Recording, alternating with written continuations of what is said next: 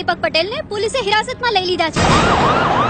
અનામતનો મુદ્દો એ આજે રાજ્યભરમાં એક સળગતો સવાલ બની ચૂક્યો છે. જય સરદાર, જય પાટીદાર. ઇન્ટરનેટ સેવાઓ પર 24 કલાકનો પ્રતિબંધ મૂકવામાં આવેલ છે.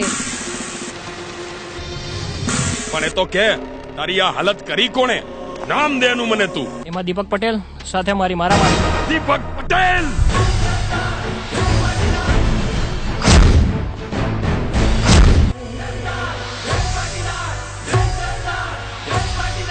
રણ ચડો આજ જંગે ચડો છે,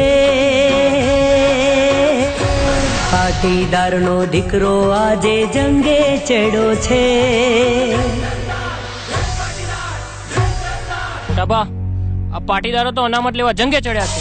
જે સરકારી ઇમારતોને નુકસાન થાય છે એ પબ્લિકના પૈસાની જ બનેલી છે.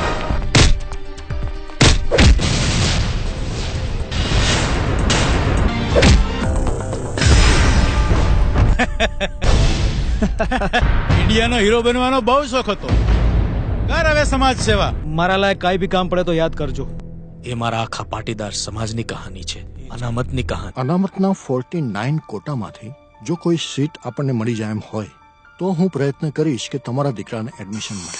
મારા દીકરાની જિંદગી ના બગડે ને એટલે મેં ડોનેશન ભરીને એડમિશન લઈ લીધું. આમ ના અપાય, અંડર ટેબલ.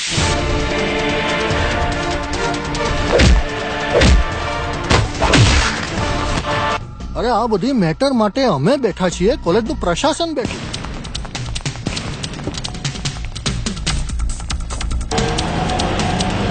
હું જ્યાં ગયો તે અન્યાય થયો છે.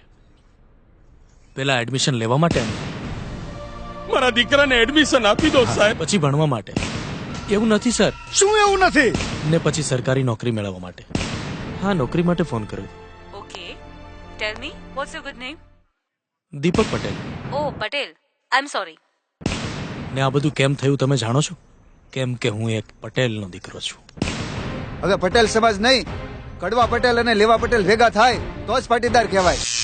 આ સરકાર નથી ઈચ્છતી કે આપણા ગુજરાતના પાટીદારો એક થાય, પણ આપણે આપણા આખા સમાજને એક કરવાનો.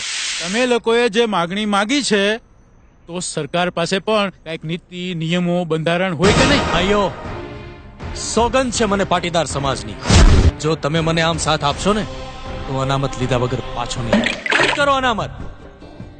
આપણે આપણો હક માંગીએ છીએ, ભીખ નહીં.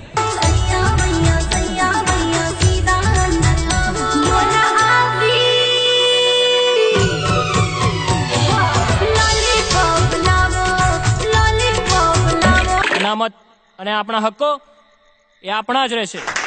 અન્યાય સામે જંગ લડવા રણ મેદાને ચડ્યો પાટીદારનો આ દીકરો, અનામત માંગવા જંગે ચડ્યો.